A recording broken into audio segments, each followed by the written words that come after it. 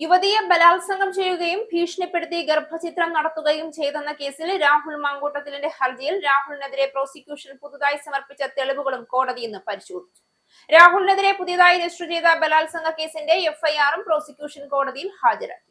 രാഹുൽ സ്ഥിരമായി ഇത്തരം കുറ്റകൃത്യം ചെയ്യുന്ന ആളാണെന്നും ജാമ്യം നൽകുന്നത് കേസിന്റെ തുടർ നടപടികളെ ബാധിക്കുമെന്നും പ്രോസിക്യൂഷൻ വാദിച്ചു.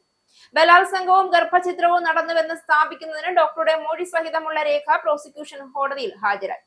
നിസ്സഹായയായ സ്ത്രീ കുടുംബ പ്രശ്നം പറയാൻ സമീപിച്ചപ്പോൾ ഭീഷണിപ്പെടുത്തി നഗ്നദൃശ്യം പകർത്തിയ ശേഷം ബലാത്സംഗം ചെയ്യുകയും ഭീഷണിപ്പെടുത്തി ഗർഭചിത്രം നടത്തുകയും ചെയ്തെന്ന ആരോപണമാണ് രാഹുലിനെതിരെയുള്ളത്.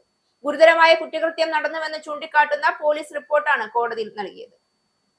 നിർബന്ധിച്ച് ഗർഭചിത്രം നടത്തിയതിന് തെളിവുകളുണ്ട് എന്നും പോലീസ് അറിയിച്ചു. ഇത് സംബന്ധിച്ച രേഖകളാണ് ഇന്ന് കോടതിയിൽ നൽകിയത്.